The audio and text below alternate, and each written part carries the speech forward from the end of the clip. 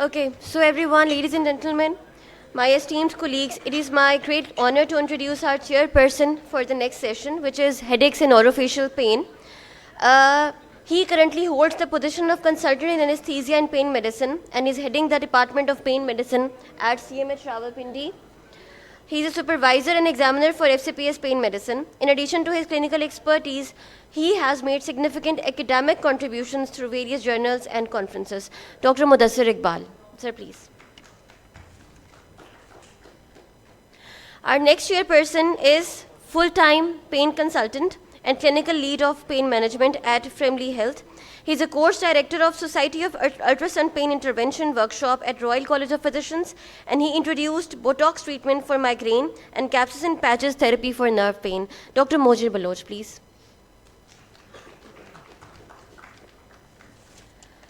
Our first speaker of this session is Dr. Humza Hassun, who is working as a consultant orofacial pain medicine and as a general dentist at PKLI Lahore. And he's going to put light on the topic unlocking relief and introduction to orofacial pain medicine. Dr. Humza Hassun, please. As odontogenic, as the name indicates, odontogenic means tooth-related and non-odontogenic pain, which I'm going to talk about. So, what do we see in this particular field? So we manage 4 different types of chronic pain conditions: neuropathic, musculoskeletal, neurovascular, and sleep apnea. I'll talk about that, what we see in sleep apnea. So coming to the definition of neuropathic pain, pain caused by lesion or disease of somatosensory nervous system. These are the common neuropathic pain conditions which we see in the head and neck region. These can be unilateral, bilateral, episodic, or continuous. So neuralgias is one of the most common findings which we see in Pakistan, especially trigeminal neuralgia. At times there is a condition known as post-implant neuralgia, which happens when we place an implant either close to the nerve or into the nerve. We deal with traumatic neuromas. We deal with atypical odontologia, which is exactly phantom tooth pain. Normally happens with a dental treatment, and this condition increases if we do more and more dental interventions. We also see atypical facial pain, which is a persistent idiopathic facial pain, no reason or whatsoever. Although there are certain mechanisms, but I'm not going to get into the details. We see burning mouth syndrome, eagle syndrome, paresthesia, and numb chin syndrome. Normally, if there is a damage to mental nerve, a patient presents us with this numb chin syndrome. Second is neurovascular, which is mainly the headaches which we see. So in our practice, we see almost all types of headaches, but there are certain headaches like a type of migraine which is known as facial migraine or mid-face migraine. When the patient comes to us, they present us with that I'm having pain in my upper first molar or second molar. So that is something, often get misdiagnosed. People go do fillings, root canals, take out the tooth, but the pain still stays there. We also deal with the trigeminal autonomic cephalgias, hemicranias, paroxysmal hemicrania, tension type headaches, servogenic headaches, and the rest. The third thing which we cover or which we see is musculoskeletal pain. So it's basically means involvement of the musculature and the skeletal component of it. In head and neck region, we deal with patients who have myalgia or myogenic pain, myofascial pain, which has numbers of reasons: stress, trauma, overuse of the muscle, infections, any autoimmune diseases. We also deal with fibromyalgia and certain involuntary muscle disorders, or like, excuse me, like orofacial dyskinesia and oromandibular dystonia. The most important part of this musculoskeletal pain condition which we see is the TM joint. So the temporomandibular disorders, as we call it, it includes discal problems, hypermobility of the joint, degenerative changes, and inflammatory disorders. So moving to the diagnostic tools for orofacial pain. Obviously, pain management is not easy. You have to dig in deep to find out the cause, and that's why we have a very elaborated examination of the patient and along with the history. So for us, medical history is the most important one because we do have to correlate a lot of things. If there is any underlying condition going on, so we need to be aware of it. Just for the reference, this is the the medical history I take for my patients. So see, I try to cover every part of the body and the systems so that I don't miss anything. We do take a detailed dental history because we need to see if there is any dental intervention which was done in the past which can be, which is contributing to this condition we are seeing. So this part of the history is most important for us because we all know that certain pain conditions have certain characteristics. We know trigeminal neuralgia. If the patient tells us that I have a shooting current-like pain, that means we are heading towards a neuralgic disorder. Or if the patient tells us I have a dull pain, which can be myalgic in nature, or which can be like atypical odontologia, the patients tell us that, I have a dull pain. In burning mouth syndrome, the most common thing which the patient tells you that it feels my tongue or my inner oral mucosa is burning. So we, number one, we do ask about that, how it all started. The site and location also matters. What triggers it, what are the characteristics, as I mentioned, severity, frequency, is it episodic or is it continuous, because different pain conditions have different clinical features. Does it radiate? And because in myalgia, at times there is, you are palpating or you are percussing, so you're mainly palpating a masseter muscle, and the patient tells you, yes, doc, if you press my masseter, the pain goes all the way into the temporalis muscle. So before proceeding to the examination of the muscles and the nervous system, we do an intraoral examination just to verify if there is any dental cause. That has to be taken care of first, because that is the problem which is still going on. You see nothing on the radiographs, clinical exam is negative, and because the dentist doesn't know about much, he or she is going to either perform a root canal or an extraction, further creating more problem for the patient. So in intraoral examination, we see all the mucosa, we see the teeth, the gums, and we take radiographs to see if there is any bony issue or not. Thorough cranial nerve screening is done to see if any neurological deficits are there or not.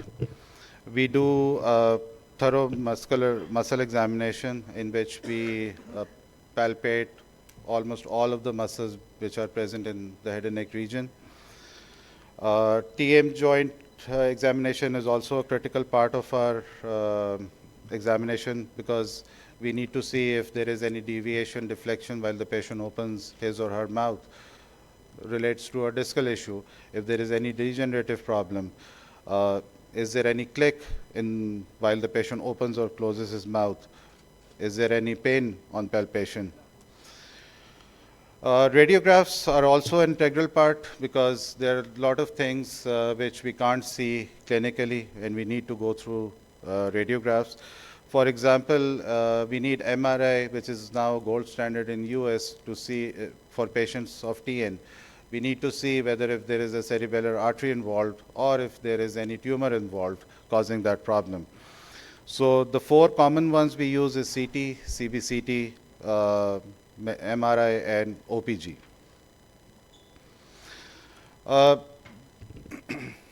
An examination blood work is also very important, because most of the cases of chronic pain, these patients are mainly 50 and above. So when we do blood work, number one, we establish a baseline.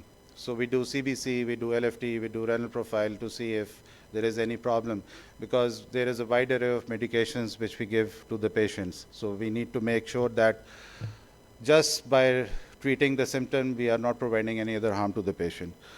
Recently, I started this arthritis panel in my blood work, and a patient who came to me with myalgia, she actually had baseline, she had actually had underlying SLE going on. Regarding sleep screening, because we do the intraoral examination, so in sleep, normally it's basic. It belongs to pulmonology. Obviously, they need to do a polysomnogram to relate things, but we do make appliances for obstructive sleep apnea. So we do a sleep screening, which includes Mallampati score, just to see if there is any restriction in the oropharynx area. We do tonsil grade, an Epworth scale, sleepiness scale. The next part is the diagnostic infiltration and blocks. So this basically is used for neuropathic pain conditions. Normally, when we start injecting, we start from the peripheral and then try to go to the central, just to locate that which part of the nerve is involved, especially if we take an example of trigeminal neuralgia. Is the mental nerve involved, or is the inferior alveolar nerve canal, inferior alveolar nerve involved, or is it the glossopharyngeal? So we need to backtrack that which exact branch is involved. We do see the equivocal response, because like in atypical odontology, when we numb the patient, the pain stays in the background.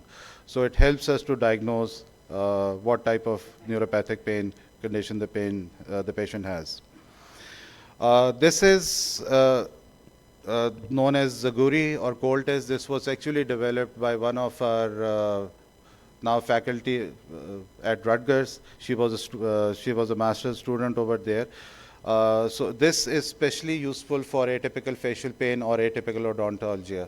The affected side would basically we spray this ethyl chloride spray on a cotton tip, and we place it on the ipsilateral and the contralateral side. So the ipsilateral side, which is involved, the sensation stays for a longer time period, which also helps to diagnose. Coming to the treatment, we do medications. Basically, we do palliative care. That's our main treatment modality. If it has to be sent to a surgeon or surgical interventions needed, we then refer the patient accordingly. So medications, we use systemic and topical. Normally, systemic medications are used for pain conditions which are centrally involved now. So there are two parts, as we know, central sensitization, peripheral sensitization. So systemic is mainly given in those pain conditions. If there are peripheral mechanism is involved, we resort to use topical medications. So here is a wide array of medications which we use. Analgesics, we use opioids and non-opioids. Corticosteroids, we use intraoral, we use IM, we use patches. Skeletal muscle relaxants, we use centrally acting muscle relaxants for myalgic patients and musculoskeletal patients. In anti-anxiety anxiolytics, we use benzodiazepines, like clonazepam is a preferred medication for burning mouth syndrome. Antidepressants, we use TCAs, SSRIs, SNRIs, but we need to be careful while prescribing these medications, because if we prescribe an SSRI with an SNRI or a TCA, there is a condition known as serotonin syndrome. So you need to be very careful while prescribing these medications. Anticonvulsants, carbamazepine, baclofen, pregabalin for neuralgia. We use local we use local anesthetics as well. And cannabinoids still need standardization. Dr. Serpel, yesterday he gave a very elaborated lecture on it.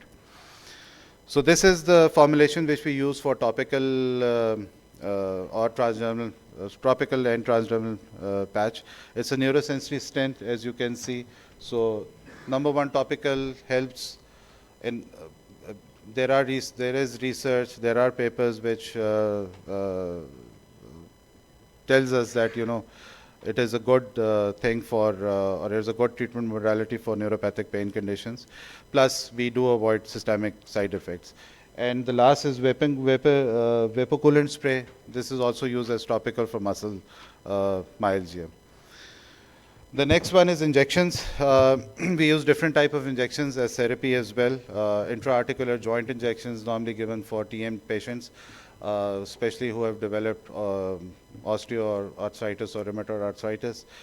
Normally it's given in the capsule of the TMJ. We can't give more than 1 cc or 2 cc because of the limited space. And we use lidocaine and we use prednisolone steroid for it as well. Trigger points, most of you know, basically we use for myalgia patients. If there is a trigger point, it helps to be, we do needling. The concept is needling, but we do inject LA just to make it more, less painful. For trigger points, we normally try to use xylocaine or without epinephrine, because lidocaine with epi is myotoxic. And we do repeat it after 2 to 4 weeks according to the patient condition.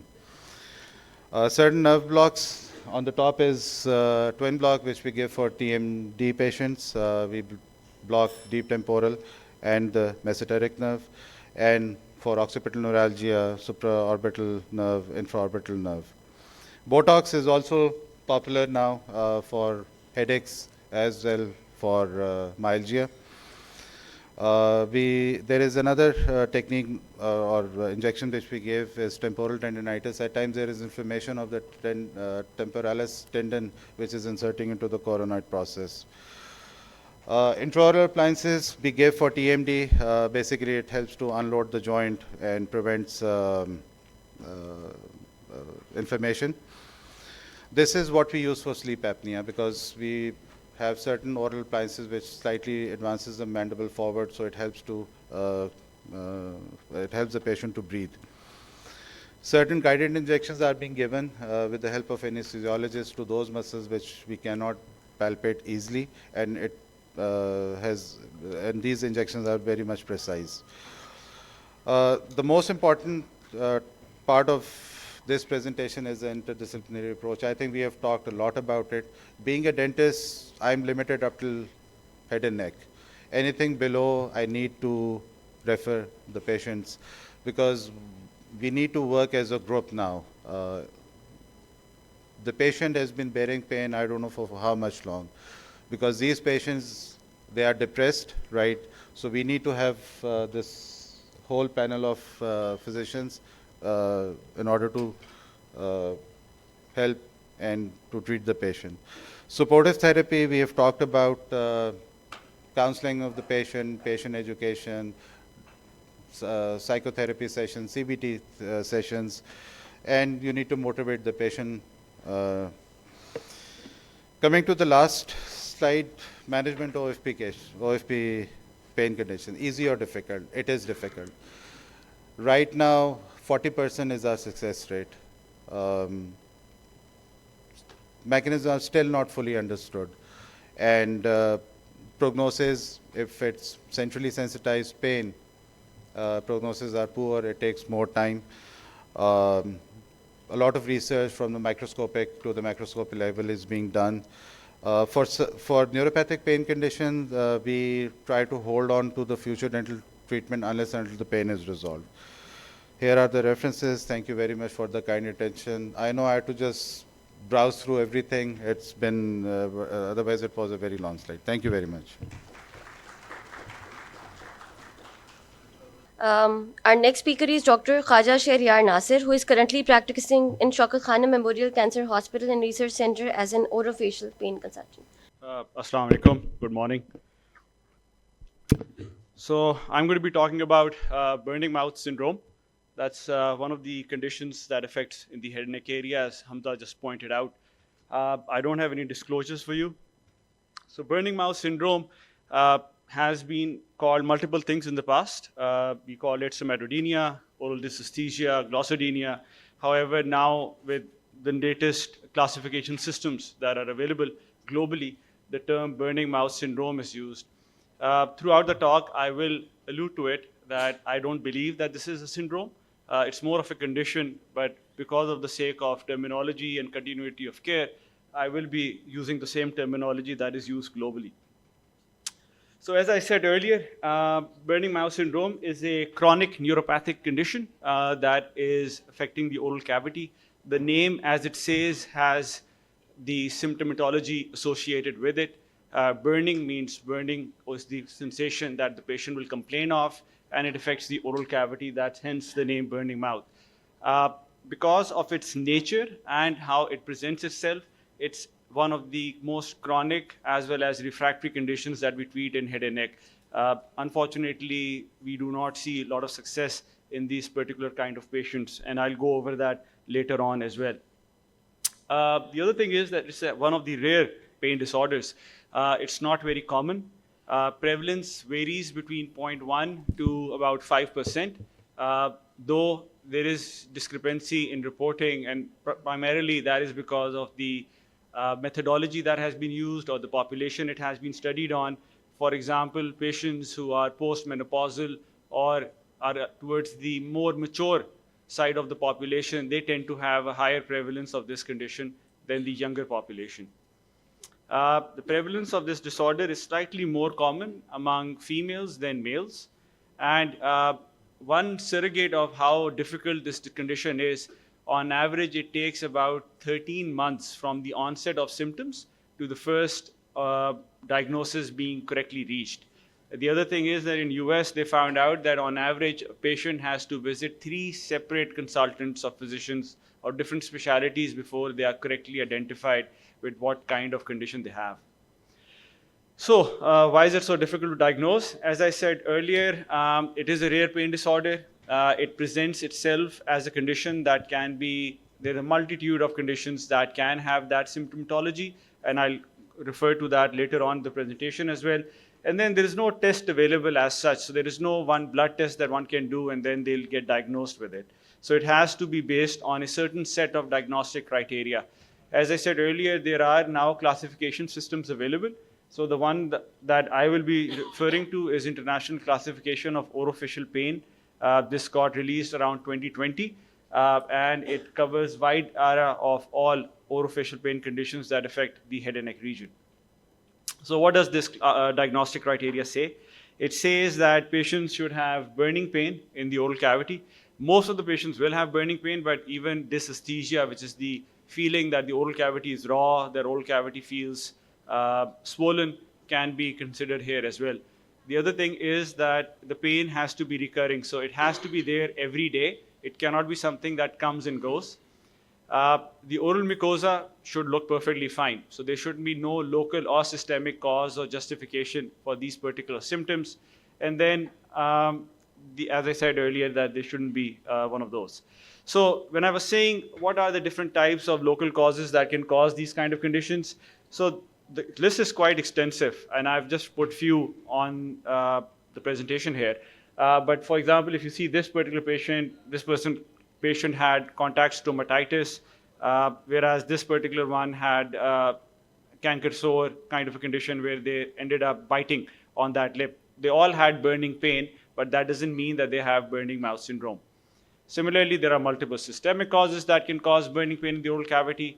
There are certain inflammatory conditions. There are certain chronic conditions associated with bone marrow transplant, like chronic graft versus host disease, certain vitamin deficiencies, and even cancer modalities, for example, radiation or chemotherapy can cause lesions in the oral cavity, which can also refer to someone having burning-like symptoms.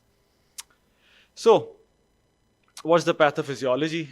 It's quite elusive. Unfortunately, we don't have time to go over it in detail, but there is an interplay between neurological symptoms. There are certain endocrinological factors associated with post-menopause, how our gonadal hormones, they reduce, and once that reduction happens, it results in nerves becoming thin, the membrane becoming thin, and then there are certain psychosocial aspects to it as well, which can modify pain amplification, pain perception, pain modulation. Altogether, they result in patients feeling more sensitivity in their oral cavity, hence causing them to have burning-like sensation in their oral cavity. So, clinically, what does this look like? So, as Dr. Humza pointed out earlier, I agree that you have to do a very thorough clinical history and examination because you want to rule out any systemic causes that could actually be contributing to this. It is not, I would say, diagnosis of exclusion, but you need to ensure that there are no secondary causes that are responsible for this. Because if there are, then you need to treat those causes rather than giving patients medications for the primary pain disorder that this is. So, what does the patient look like? As the name says, they will have burning pain or burning dysesthesia. So, what that means is that the quality of pain will be either burning. Most of the patients will have that, but then some may say that they just feel that their oral cavity is sore, that their oral cavity is swollen, that their oral cavity feels raw. Another symptom or a line that they all use is that if I've had hot cup of coffee or hot tea, that how your tongue becomes scalded. So that is what the sensation that they feel of. The distribution is always bilateral, so it's never going to be something that is unilateral. So that's if unilateral symptoms suggest another etiology. Burning mouth, because it's a centrally mediated primary pain disorder, it usually presents as a condition that has bilateral distribution. Most commonly, it affects the tip of the tongue, then the dorsal tongue, roof of the mouth, perioral area. These are the most common areas, but some patients may have pain towards the buccal mucosa bilaterally as well. Interestingly, most of the patients, when they wake up in the morning, they have no pain.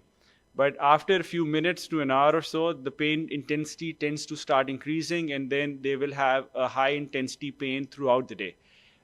Very few will have pain as soon as they wake up, which will just stay like that throughout the day. And very rarely, but it is possible, that patients may have episodes of pain lasting for a few hours, followed by a period of remission and then it going on, but it has to happen every day.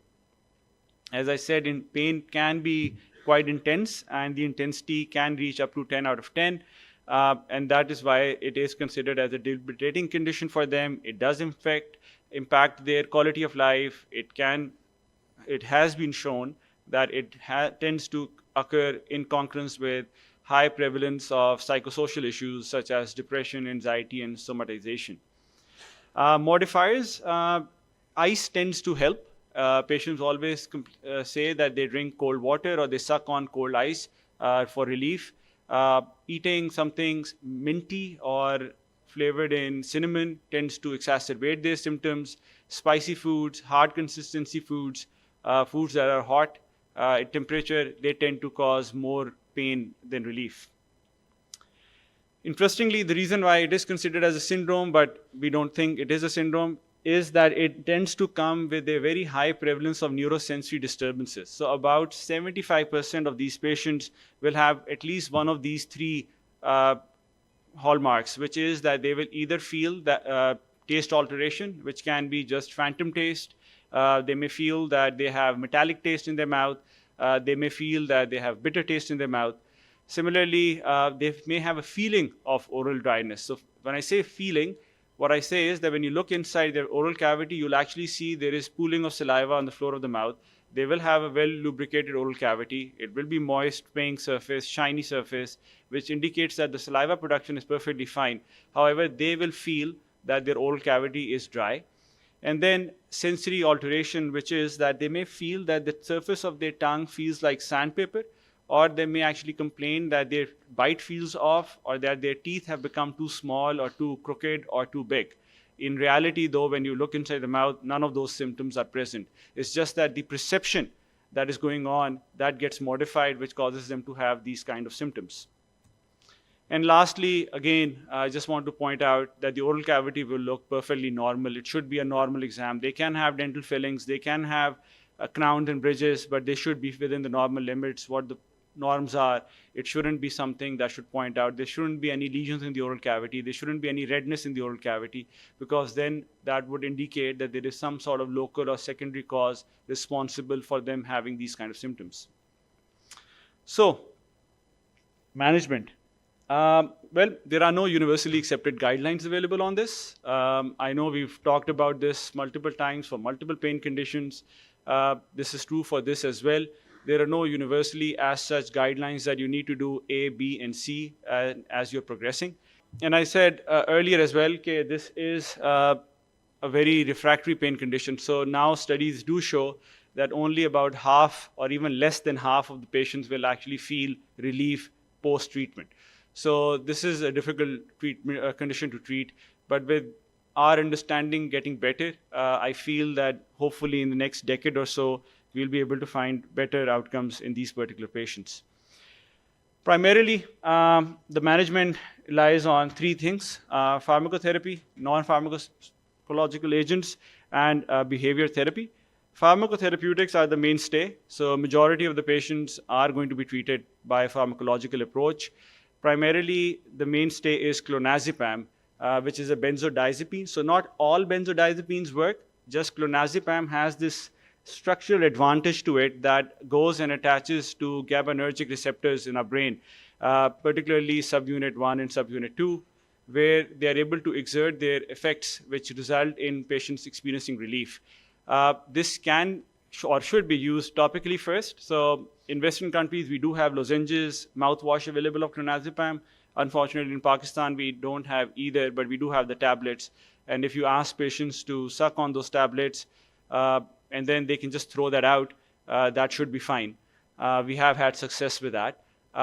There is no evidence. There are studies now that show that patients who do use topical clonazepam, they do not tend to have systemic toxicity of the medicine. So that shows that there are certain peripheral receptors of this medicine available in the oral cavity as well to exert their benefit. Usually what we tend to tell our patients is that first try topical. If you don't find relief, then use the topical approach and then swallow whatever is the solution that comes up in the oral cavity, rather than throwing it away and then using it, so that you can get two benefits out of it. Second line modality is gabapentinoids, pregabalin, gabapentin. These are calcium channel gated blockers. They work really well in these patients as well, for just like how they work for other chronic pain conditions, particularly the ones that tend to be more constant rather than episodic. And then you have SNRIs and other anticonvulsants. I want to point out here that duloxetine, which we commonly use a lot for diabetic neuropathy or for other peripheral neuropathic pain conditions that tend to have burning phenotype, they don't do so well for the oral cavity. Duloxetine, in our experience, works more of an adjunct rather than as a primary modality. But in patients who do have chronic pain conditions where we are treating them with two modality approach, the second line therapy will be an SNRI, often mixed with either gabapentinoid or clonazepam. So non-pharmacological approaches are also there, which have shown to be helpful either alone or in a setting of as a conjunct therapy. Most of these patients, or sometimes you also get patients who do not want to be on any medications and they prefer to be on something which will be less affecting them to have side effects. So in this case, you have supplements. Alpha-lipoic acid, which is an antioxidant, works really well. It has shown, it has the most data behind it that supports its use, particularly with gabapentinoids. It works really well. Now you have recently got evidence for N-acetylcysteine mixed with clonazepam, works really well as well. Capsaicin, I know you have worked on the patches as well, so this works really well for burning mouth as well, though it's very difficult to explain to a patient that I want to treat your burning mouth pain with another spicy ingredient, which is capsaicin. Most commonly, we find an alternate in Tabasco sauce. So hot Tabasco sauce, those small bottles, they work really well as a source for capsaicin. And we mix it with topical anesthetic, such as benzocaine or lidocaine, and we ask the patients to either use lozenges or use them as elixir, or just apply that and mix it and apply it on the tongue. Anesthetic tends to take the edge off and works well. The way it works is that it depletes substance P from TRPV receptors, and it works for patients who find relief with it. They swear by it. They use it about 3 to 4 times a day, and it works really well for them. And then photobiomodulation, which is your cold laser therapy. Here in Pakistan, now we are getting a lot of people have started to use these. A lot of pain physiotherapy centers are using these now. So wavelengths of around 700 to 800 nanometer tend to work well for these particular type of patients. There's no as such set protocol that says that you have to do it one way or the other. It's just the wavelength that has shown that works well for them. And lastly, behavior therapy. The way I feel it works is just like for any chronic pain condition, patients do tend to have issues with their function, their quality of life, the prevalence of having psychiatric comorb with a chronic pain condition is quite high. So this therapy, either alone or as a conjunct with another modality, works well in finding relief for these patients. The one that has worked the best is cognitive behavior therapy. That has the most literature around it. That's the management. You'll see that I have not listed interventions there. There is very limited, if any, role of nerve block or nerve infiltration in the area. There isn't any evidence as such. I want to keep my talk based on an evidence-based approach. So there isn't any studies available that have used these particular modalities for them. So I will not be alluding to those. But you may use those particularly in patients who have local or systemic causes of burning mouth, and you can actually use those for those particular patients. That's the end of my talk. Thank you very much. Thank you, sir. Our next speaker of the session is Dr. Junad Khan, who is going to describe centrally versus peripherally mediated masticatory pain. He is Diplomate American Board of Orofacial Pain, Director Orofacial Pain at Eastman Institute for Oral Health, USA, sir. Good afternoon, everyone. I'm still in 2 different time zones, so please apologize if I'm a little slow. I am a dentist by training, and I think it's important at this forum to talk about what an interdisciplinary approach is going on and how we can contribute to it. When we talk about orofacial pain, most of the times we do send patients to either neurologists, ENTs, anesthesiologists, or pain specialists. But when we talk about pain as a specialty and how we can work together, I think everybody's limited, and why this is so important to come together on the same page and work together. I always start by this slide over here. Although only a few are dying from pain, many are dying suffering from pain. So it becomes more important for us to kind of get together and work together. During the last 2-3 days, we had some great presentations, met with a lot of people, and it looks like everybody has a very different approach in terms of dealing with the same problem that a patient might have. As a dentist, I think we have a lot of limitations, and a few of them is that we are not as trained and educated as you guys are. That's one of the elements. 2, which is a universal problem, is that the underlying mechanisms are very poorly understood about chronic pain. 3rd is that as dentists, I usually believe or say is that we are very good trained technicians. We always look in the mouth when the patient comes. We either do a root canal, an extraction, a filling, some sort of intervention, and the pain goes away. But we never kind of, as a dentist, see beyond the fact that the tooth is connected to the brain. So the problem is not always limited in the oral cavity. It could be beyond that too. And that is a lack of education and training in many cases from what I see and stand for. The final or the 4th problem is the perception that we have of patients. So as a physician, if you prescribe medication to your patient for diabetes, for hypertension, it's very easy for the patient to accept that and start taking that medication. But as a dentist, if I tell my patient that you have to take medication for the rest of your life for chronic pain, either the patient believes I'm not a good dentist, or they're going to shop around and come back. So it's a 2-way edge that where we got to look at both the elements and see how we can work together to help our patients.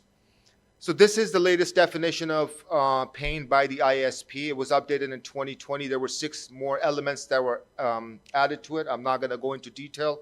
I'm sure we're all well aware about it. And we do know that pain is a very subjective experience. The way one perceives pain, detects pain, responds to pain, it varies amongst all different people, not only people, but genders, different races, different ethnicities. So that makes it more challenging in times to why this is happening. The other issue is that why is it that only a few patients who do have acute pain transition into a phase where they develop chronic pain? Not everybody develops chronic pain. So that is still something that we're looking for and looking into it. I'm going to try to show some slides in the end to what kind of research we're doing, and that might help myself to see what it is. So I'm from the US itself. About 1 in 5 people do suffer from moderate to severe chronic pain itself. I think the overall financial burden of chronic pain in the US is between $560 to $635 billion. And when we look at that, and we look at some of the most common conditions, diabetes, cardiovascular disease, and cancer, chronic pain still precedes that. So it's present quite enormously out, at least in the Western countries and the rest of the world.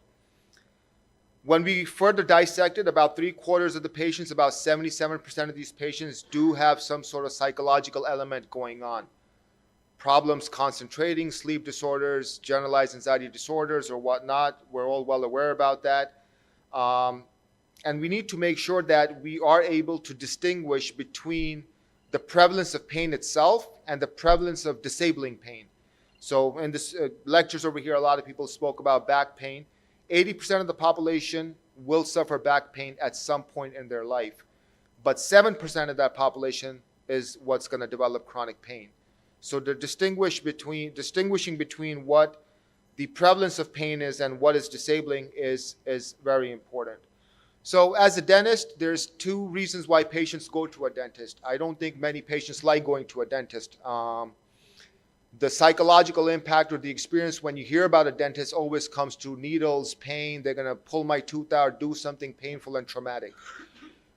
Many of our reasons patients do come for 2 reasons. It's either aesthetics or pain. So regardless of what area of dentistry we're doing, we're always dealing with pain one way or the other. The other thing is that there's something unique about the trigeminal system compared to the rest of the body. So as dentists, I can tell you that we are probably manipulating the central nervous system or the peripheral nervous system on a daily basis. Cleaning of teeth, restorations, extractions, whatnot. But the odds of developing neuropathic pain following that is very minimal. Apart from that, if you look at it, all of us at some point in our life had baby teeth. They shed out, the tooth permanent came out, pierced the gum, there was nerve manipulation, but I'm yet to hear a kid developing neuropathic pain secondary to the teeth falling out. So obviously there are some distinguishedness or some kind of features that are unique to the trigeminal system. Maybe it's neuroprotective or something else going on, which the non-trigeminal system does not have. On top of that, the pathways are a little different. Everything in the body goes from the periphery to the dorsal horn, ventral horn, thalamus, up to the somatosensory cortex. For the trigeminal system, it's usually the subnucleus caudalis. So even though we believe that the mechanism or maybe the pathways are the same, there's very unique, distinct features that are different in both these cases. So as dentists, it's important to understand that, yes, obviously inability to treat will cause problems, but not only can we treat patients as dentists, we can sometimes cause pain in our patients also. So that becomes very important. This is an x-ray that we usually take. It's a panoramic image. It's a 2D image for any new patient that comes to our practice. It's not the best imaging, but it's a good tool for very gross screening purposes. What I want to show you over here is that, just use my mouse. Over here, if you look at this patient has beautiful teeth, but this patient came in with pain, and if you look, one by one, each of this tooth ended up getting a root canal to treat this pain. This is the best root canal I've seen in my life, by the way. But they did a root canal in this tooth. The pain dissipated for 2-3 weeks. After that, it came back in the next tooth. And it kept bouncing tooth to tooth, where the patient ended up having 28 root canals in their mouth. And the pain still didn't go away. This is one of the conditions that we see known as atypical odontalgia, but it becomes very important to recognize this. So, as I was emphasizing before, if you look in the non-trigeminal system, we have some procedures such as thoracotomies, limb amputations, bypass grafts, mastectomy, which is the most common one. 40% of the patients do develop neuropathic pain at the scar site, C-sections, and hernias. Again, just to shed light on the incidence of chronic pain compared to the incidence of disabling pain. Even though that the numbers are small, they're still very significant and dominant. We have a bigger problem in the dental world. When we look at the most common procedures that have been reported: zygomatic fractures, orthogonadic surgeries, third molar extractions, root canals, and dental implants. We have a very wide range of sensory alterations. But out of those patients that are developing chronic pain, we have a bigger problem. It's not either reported or we don't have any idea of it. And the limitation is because we don't know what the diagnostic criteria are in the orofacial region many times. This is the classification, a very broad classification that we use for orofacial pain. I'm not going to go into details about it. Everybody touched bases somehow or the other. But the thing that I want to highlight over here is that there's axis 1 and axis 2. Axis 1, which is the physical condition, is very obvious. Axis 2 is where the psychological elements come into play. If you look at chronic pain conditions that are not in the trigeminal system, in the rest of the body, we do know that as pain starts to develop and get chronic in nature, this psychological element starts to overtake. Anxiety, depression, mood disorders, fatigue, sleep disorders in some cases start to get prevalent and accompany as a comorbid condition. The thing over here is that after 3-6 months of having these conditions, regardless of how good of a physician or a dentist I am, and if I'm only treating this, I'm never going to have full success. So this is where we as dentists, at least myself, am preaching the fact of what the importance of mental health and psychological element and axis 2 is in treating our orofacial pain patients. So chronic pain, like I said, it can be classified in many ways, but in just broad categories, it's 3 ways how we differentiate it. TMDs, which is an umbrella term, it has a myogenic component and a joint component. It's very important to dissect it. A lot of dentists do use it as one term, and that's not correct. It affects our management down the stretch. Neurovascular problems, migraines, tension type cluster, and neuropathic. I'm not going to go into details of this, but just to emphasize again, as dentists, we perform these procedures on a daily basis, and the odds are very minimal. Diagnostic criteria for TMD was guidelines that were standardized to basically help various orofacial pain condition. It covers both myogenic and joint problems. For the purpose of this presentation, I'll just be talking about masticatory pain. The way we describe it is 3 ways. Local myalgia, where the pain of the muscle is localized only to the site of palpation. You palpate, the patient has pain. It might linger, it might not linger. Myofascial pain, when you palpate, the pain is originated, but it's only in the vicinity of the muscle. It doesn't go anywhere else. And third is myofascial pain, which is the most complex one, where if you palpate, the pain is referred in a different area. And some clinical examples is that many times when patients come to us with a headache, a frontal headache, the pain or the trigger point is in the sternocleidomastoid. Same thing, patients who have cervicogenic headaches or posture issues, the trigger points are in the cervix or the neck region, but the pain is being referred on the top or the frontal region. So it becomes very important to kind of look at all the elements and then go for our management options. Musculoskeletal pain is probably the second most rheumatological disorder that is present out there. If you look in the face and extract the tooth element out, it's the #1 cause for pain in the orofacial region. So it's not only important as a non-dentist, but a dentist also to be recognized with what the different types are. The prevalence is about 5 to 12% in the population. Females have a higher predominance. About the annual cost is between $4 billion in the US, and the mean age is between 30 to 40. Many times it comes and it goes by itself without doing any management, but in some cases, if it does get chronic, you have to go in and be able to have some more intervention going on. Clinical features, dull aching pain. I'm not going to go much into it. It's the same as what you see. But one of the things is that usually in our area, it does get worse with function. So the patient will come and say, every time I eat, chew, yawn, yell, talk, my pain is getting worse. So the odds of the quality of life getting affected is very high. When we talk about the pathophysiology of myofascial pain, I think the underlying theories are the same. The shift theory, Cinderella theory is the one that we believe in for the most part. But overall, the general consensus is that there is some sort of local hypoxia and ischemia in the muscle that is causing lactic acid buildup due to overuse and leading to this trigger point. Now, trigger points are basically one of the reasons for myofascial pain. These are taut bands, and they can be found anywhere in the body.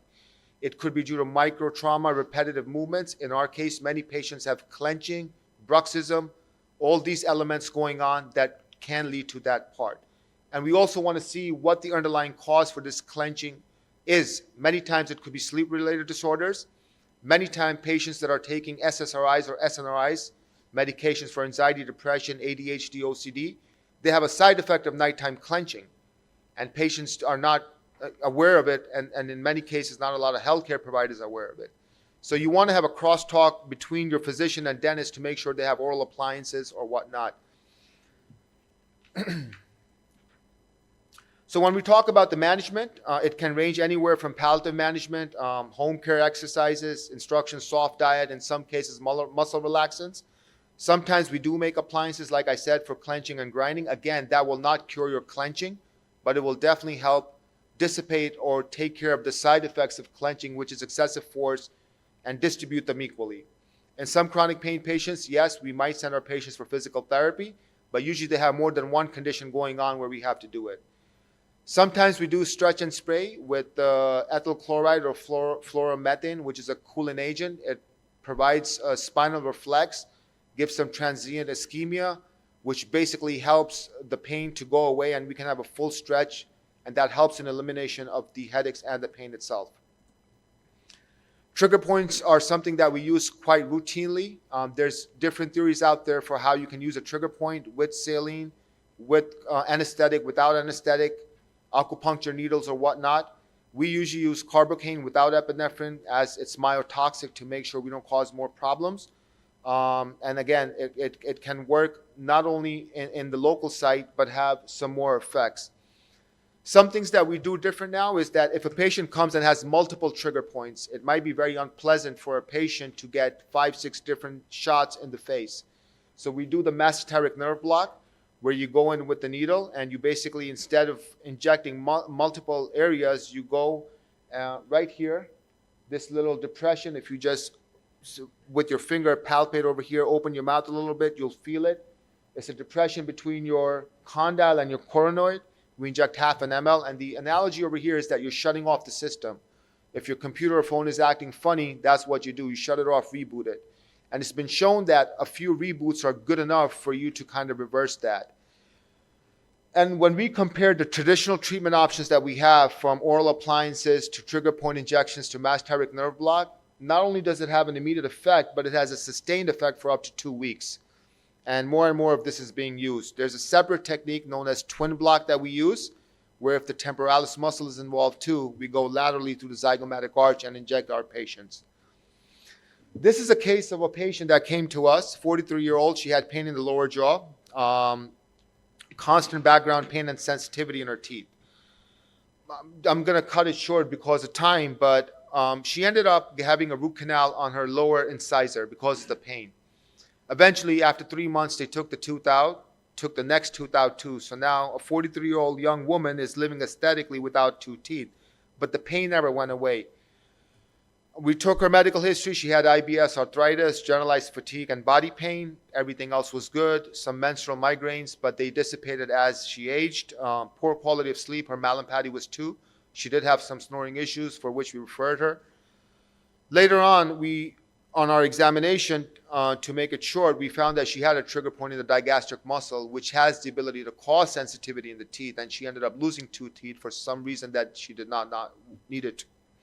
We worked with an anesthesiologist. We did have a fluoroscopy-guided ultrasound needle there. We went in. We had 2 sessions of trigger point injections at 3 weeks apart, and the patient was pain-free. So the question over here is that, was this masticatory pain of a peripheral origin or a central origin? And over here, I think it was of both origins going on. And the important thing was that one of the dentists was able to pick this up. So if you look at the history again, and when we asked it, patient did complain of IBS, arthritis, and generalized body pain. And like other speakers spoke about it, sometimes all we have to do is when a patient comes is just ask, do you have pain anywhere else from the site that they're complaining? And if it is an indication that there is generalized body pain or something going on in the muscle, in the joint, or a combination of both, to see that if we need to screen further for fibromyalgia or whatnot. Fibromyalgia, by definition, is diffuse musculoskeletal ache and pain with multiple trigger points or tender points. Back in the day when the American Academy of Rheumatology came up with this criteria in the late 90s, The criteria was that you need to have 11 out of 18 trigger points. But again, as time has passed, one of the problems is that what if somebody has 9 trigger points or less than that? Somebody's pain might be waxing and waning. It might be a sign of distress or whatnot. So it's not a true measure of how to look into it. A recent study was done by Orbach, and what I want to show over here is that the red color indicates that there's more pain, where the blue color indicates that there's less pain. So when we look at it, that regardless of what condition's going on, in every condition of IBS, headache, TMD, fibromyalgia, the head and neck region is always involved. And now if you look at the latest criteria, you do not need to have generalized body pain all the time. This is a form that I will highly recommend for all clinicians to use in their practice, the fibromyalgia diagnostic criteria. They have 2 things that they look at. The widespread pain index and the symptom severity index is a scoring system, a very simple scoring system that can tell you what the odds are of a patient being into that category and do what they need to do. A lot of speakers touched about it, non-pharmacological, pharmacological. In the US, the FDA-approved drugs are pregabalin, duloxetine, milnacipran. We use pregabalin 150 milligrams TID with duloxetine 20 milligrams HS for our patients. We do have off-label use of cyclic, tricyclics, and gabapentinoids. But again, the best management still is exercise. And in exercise too, the best management is low aerobic exercise for these patients. Many times when these patients come to us, they have generalized body fatigue and pain, and they don't want to work out or do any sort of physical activity, which is fine. And there's many things that in the last decade or so where a lot of research is being done into how the internal pain system of one differs from another. So my pain system, now almost 50 years old, is not as efficient as somebody who's younger than me. And this alteration in the pain system is basically what is proceeding to or causing chronic pain in some of our patients. And there's example of some of the conditions. Due to time, I'm not going to go into it. But there's a volume control check. We have the ascending path and the descending path. And when that is not working well or is out of order, that's when patients start developing chronic pain. Now, in a clinical setting, we do have the ability to measure this pain modulation of an individual. We have 2 tests, temporal summation and conditioned pain modulation. In a healthy patient, when we give a stimuli and we give repetitive stimuli, the same stimuli is then perceived painful from the start to the end. In a chronic pain patient, when we give one stimuli, in this case it was 26 grams, what happens is the last stimuli is also perceived painful, but it's a more exaggerated response compared to a healthy individual. The other test is conditioned pain modulation, where we give one painful stimuli, measure the pain intensity. We give a different pain stimuli at a different site and measure the first one. And what happens is by giving the second stimuli, pain is inhibiting pain.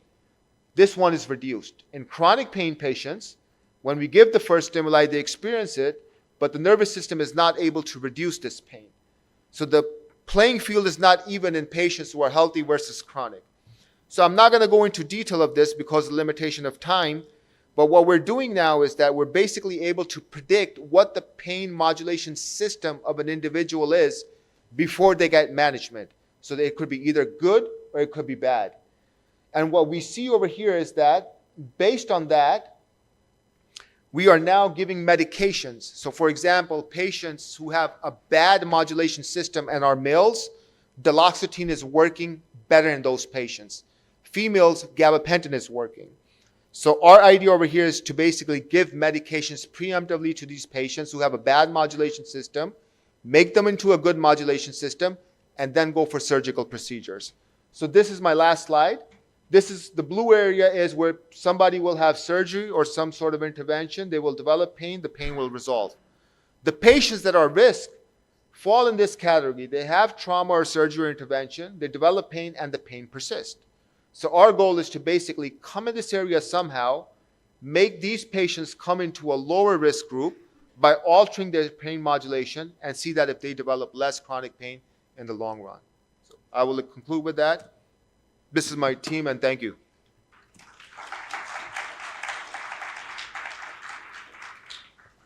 Now it's the time for calling the last speaker of our session.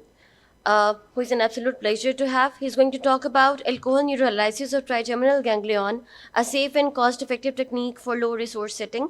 He's president of STSP, consultant anesthesia and pain medicine at Bahria International Hospital, Rawalpindi, supervisor FCPS Pain Medicine, member Pain Medicine Committee CPSP, and regular speaker in national pain conferences and symposia. Dr. Asif Kiyani. Assalamu alaikum and still good morning. It's this afternoon. About this alcohol neurolysis or any neurolysis of the trigeminal ganglion, talking about my own cases. My first case, I did my first case in 2004 when I was posted in CMH Rawalpindi, and that was, I was compelled by the patient because he was not getting relief from any other treatment. He was in constant pain. Nobody was there to teach me, to train me for that.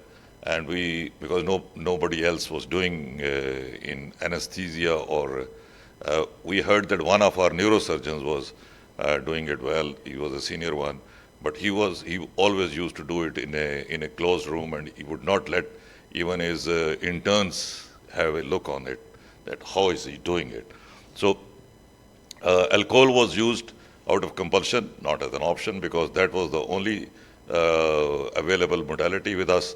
And we did not have any, the only RF at that time, I think, available in Pakistan was in Aga Khan with Dr. Gaurav Shah, and that was the Radionics, I remember. Radionics, the company has finished now. I think it has merged into another company. So at that time, no other facility of any RF in Pakistan, and we, out of compulsion, I was compelled by the patient, but guided by a book which is a 1996 edition of Waldman and Winnie.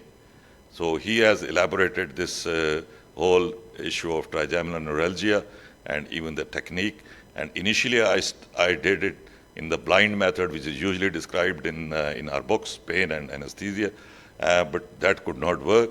And then I again saw the fluoroscopic views given the technique in that book, and that was a success, first success. The method was also given, how much to give and how much gradually to increase the dose of alcohol. After doing that, then I continued with that, and we had good results. Initially, we used a little higher dose of alcohol, and we had a little more complications like anesthesia, corneal anesthesia, and redness of eyes. And gradually we managed to have, we titrated on the lower doses and getting better results.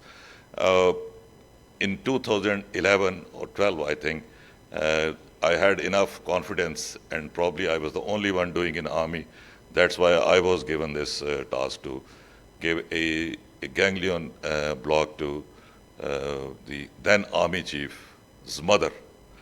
So that was done, and I did it in AFIC under cath lab, in the cath lab.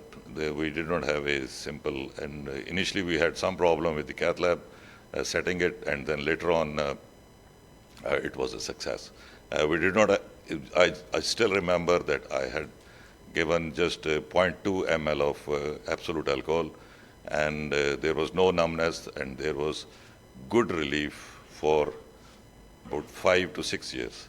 And then after 5-6 years, she came again to me in my private clinic, because I had retired by then, and I gave another injection, and she is still fine, and I think that's another 4 or 5 years now.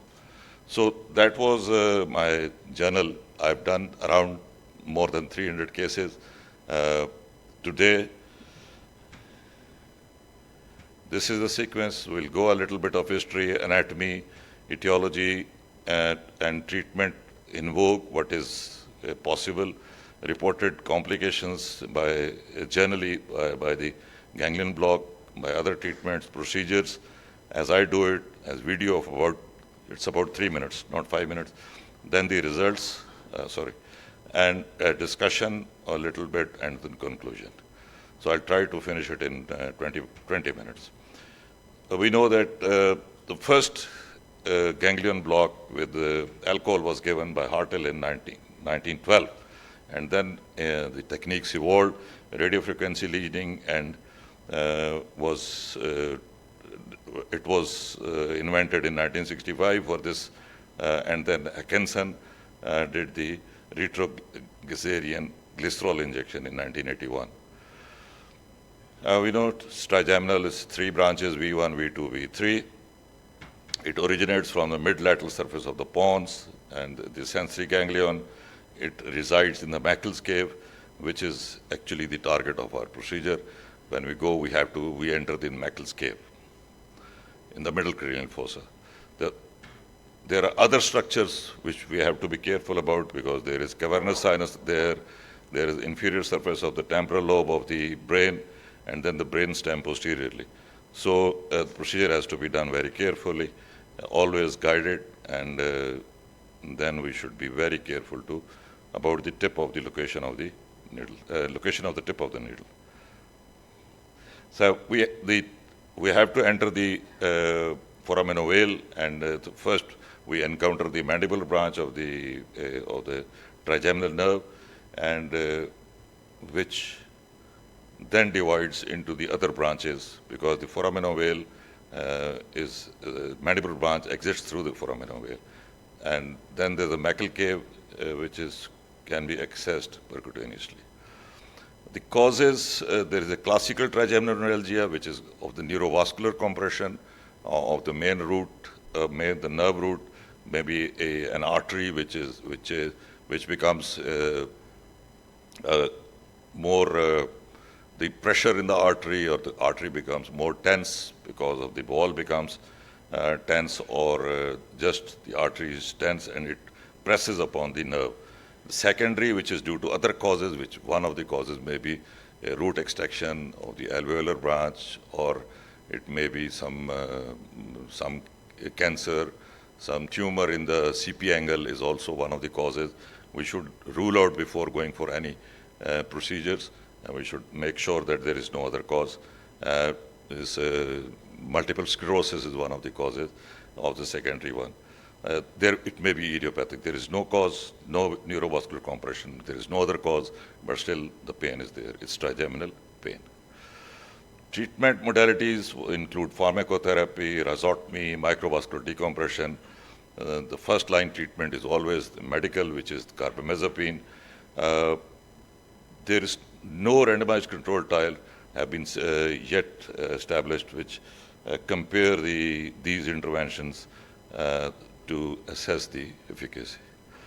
Microvascular decompression offers the long-term relief in classical trigeminal neuralgia for approximately 62% to 89% of the patients.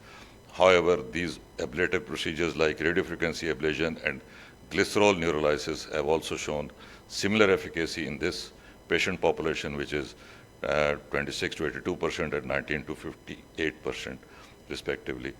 In idiopathic trigeminal neuralgia, the chemical neurolysis with glycerol, radiofrequency ablation, or balloon rhizotomy of the Gazerian ganglion are the preferred treatment choices over microvascular decompression. These radiofrequency ablative procedures may also be beneficial for patients who failed or are not candidates for microvascular decompression. The secondary trigeminal neuralgias may also be an indication for neuroablative therapies of the Gazerian ganglion, and in addition, trigeminal ganglion interventions have also been used to palliate cancer pain involving cranial or base of the skull structures. Similarly, they have also been found to have a role in the treatment of chronic, intractable cluster headaches and persistent idiopathic facial pains. The complications with these procedures are variable. Radiofrequency thermocoagulation is associated with the highest incidence of facial and corneal hyposthesia, which is 1% to 20.3%, and trigeminal motor weakness 3% to 29%. The incidence of anesthesia dolorosa is around 0.5 to 1%. The procedure which I do, as I do it, the idea of my presentation is just to describe my own technique, how I do it, how I've come to titrate it and refine it. The formal consent, initially, yes, all, as we discussed yesterday also, it is very important, risks, benefits alternative options should be obtained from the patient in a written form. A peripheral IV line, giving antibiotics, midazolam, nalbuphine usually is enough. I gave about 2 to 3 milligram midazolam and 2 to 3 milligram of nalbuphine for just a light sedation, and gave the basic monitoring, of course, always there. Before going for this procedure, we should always consider the absolute contraindications, which we know already, but local infection, sepsis, coagulopathy, increased intracranial pressure, allergy to local anesthetic, we should exclude all these things. A formal timeout before starting the procedure can correct patient, correct site, correct procedure. This should be an exercise daily, it should be routine. The patient is placed supine on the table and shoulder roll to assist with maximum head extension. I will try to describe it in the video also. The correct side of the face is marked, and then skin is prepared, sterile preparation, and skin and subcutaneous tissues are anesthetized with 2 ml of 1% lidocaine and at 10 centimeter. I use 25 gauge Quincke needle. Initially started with 22, 23 gauge. Now I can maneuver a 25 gauge needle also, and it has to be made coaxial. We enter the foramen veil, and yes, we should take care of this trigeminocardiac reflex. When we pass through the mandibular branch, trigeminocardiac reflex is an important consideration. It can cause hypotension and bradycardia, severe bradycardia.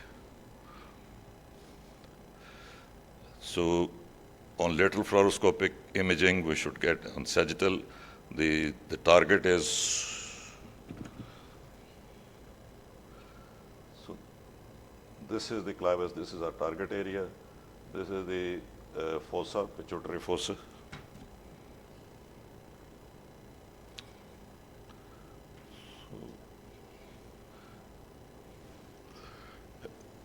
If blood is aspirated, we reposition the needle.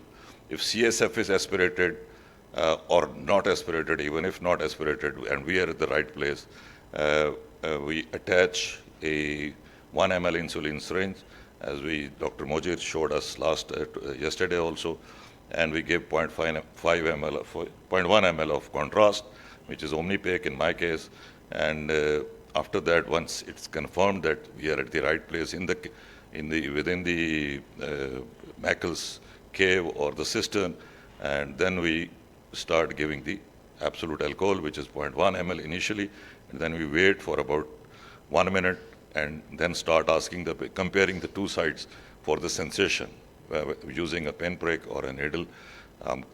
We describe to the patient initially, we prepare the patient, okay, this is how we are going to ask once we start giving you the medicine.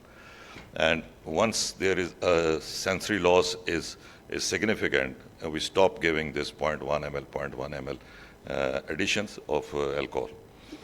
And we keep on asking, after every 1 minute, we check on both sides and keep on asking, okay, if there is any numbness of the tongue or cheek. About the tongue numbness, he or she describes himself. I have a little numbness on the same side, on the affected side. We stop over there, or if there is a displayed numbness or accepted numbness on the affected side, we stop over there.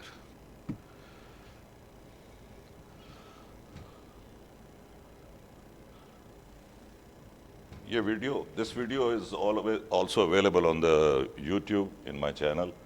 So patient consent is there.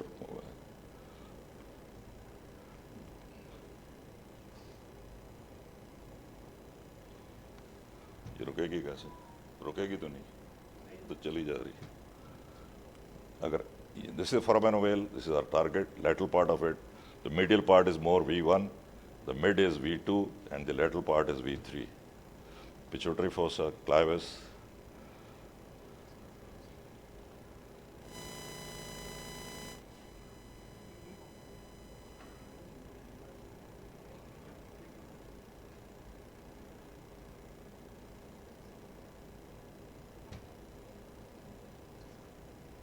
contrast वाला थोड़ा सा part miss हो गया, वो है contrast था, then the first we aspirate, CSF is there.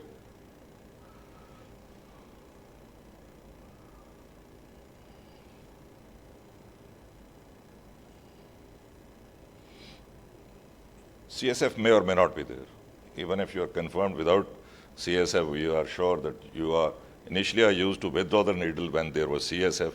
Now I give it there within the CSF area, and it takes. I found that the dose it is successful on the much lesser dose.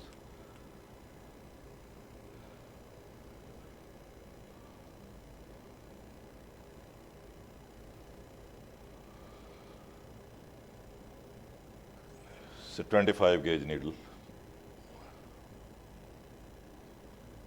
Checking on both sides after giving alcohol.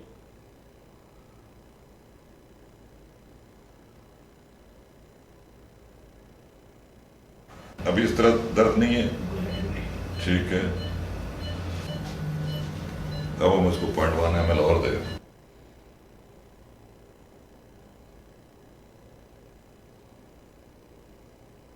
अब देखिए आपकी दाईं तरफ सुन बढ़ गया थोड़ा, जुबान का क्या हाल है?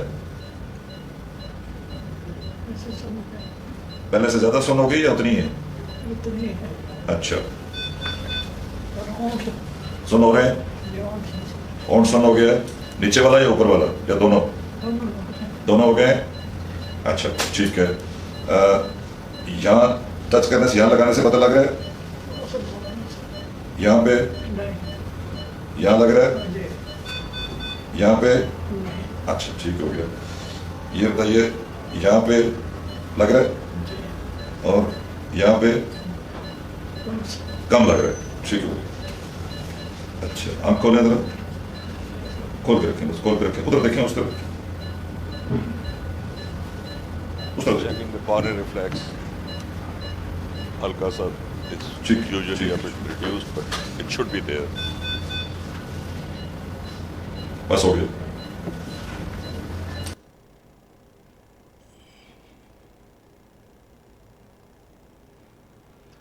So in this way, this is just a telephonic feedback or telephonic data collection from about 25 cases, and ages we see 27 to 90 years. Before pain, duration of pain before the procedure, it was extended from 1 year to 18 years. They had pain before the procedures, and duration of procedures, we have done about 15 days back to about 15 years back. Repeat procedures were done in 12 cases. Procedures had to be repeated. Now, this repeat means that sometimes we have to repeat it after a few days, a week or so. If the pain relief is not adequate, we repeat the procedure. But usually this repeat is after 5 years or 6 years, sometimes in few cases 3 years, but usually 3 to 5, 5 to 6 years is the usual time. But the maximum duration was relief is what 14 years. That patient is a young boy, still in Lahore, and that was done in 2009, and he is still pain-free with the first procedure. That was in his case it was not repeated.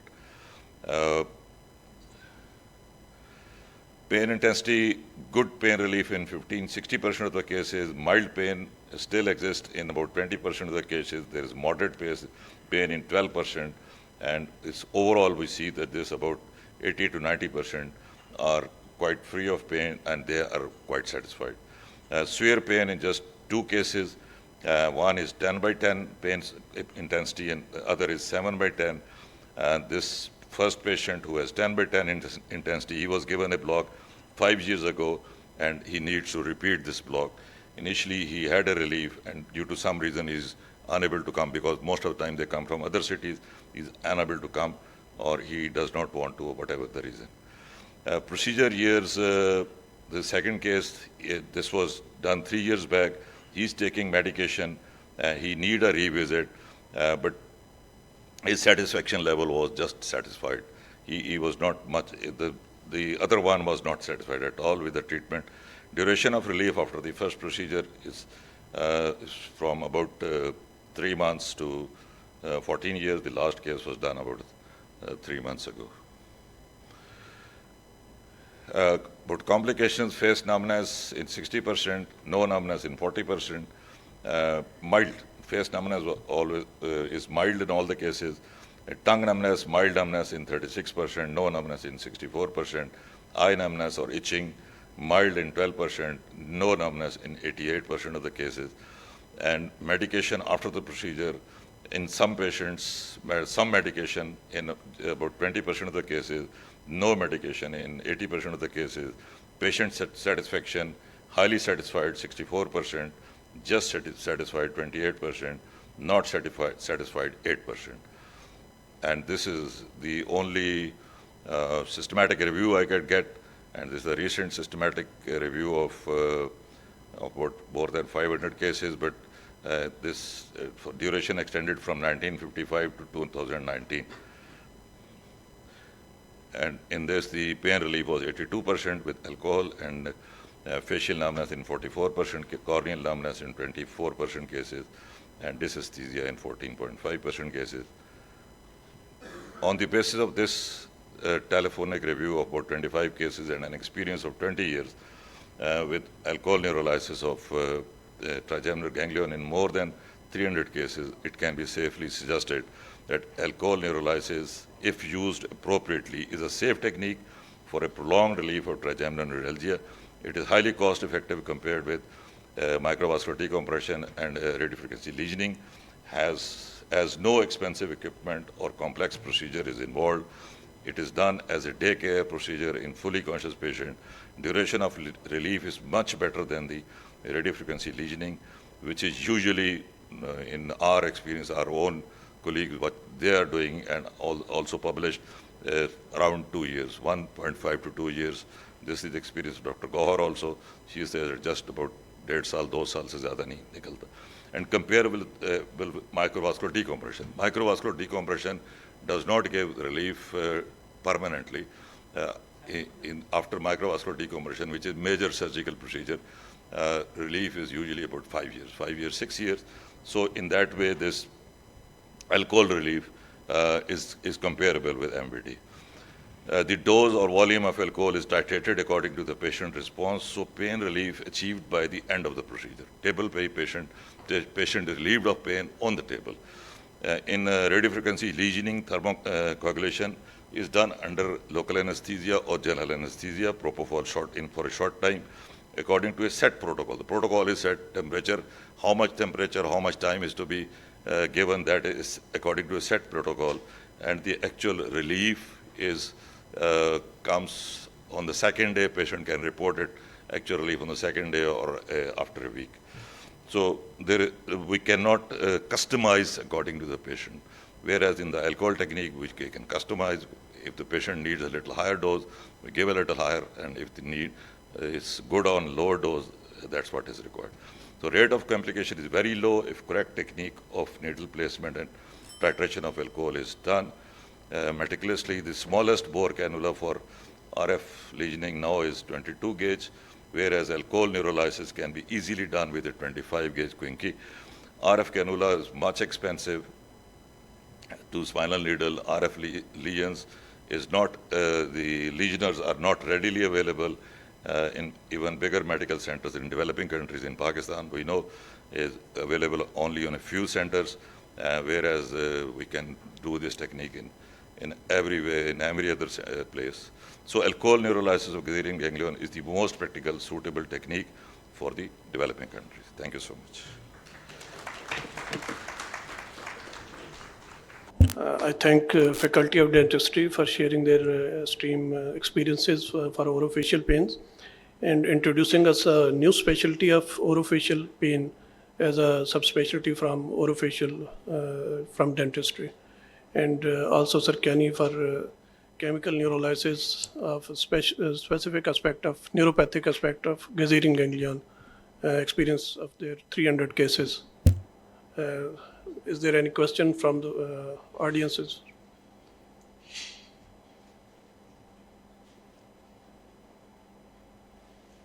No questions? Then I would like you to conclude the session then, so that we can move to the next Yeah, so this is an absolute masterclass in the management of orofacial pain. I don't think I've ever heard such a esteemed collection of lectures on what is a very difficult subject, both in terms of diagnosis and in treatment. It's very clear from all of the lectures that it does require a multidisciplinary and interdisciplinary assessment and management strategy, because a lot of these patients don't simply have a pain in their face, they have other issues that combine, including psycho and social aspects that result in their pain presentation. So thank you very much to all the speakers. Really enjoyed that and learned a huge amount. Thank you. Thank you, sir. Now I would like to hand over this moderating session to Dr. Sadaf for panel discussion.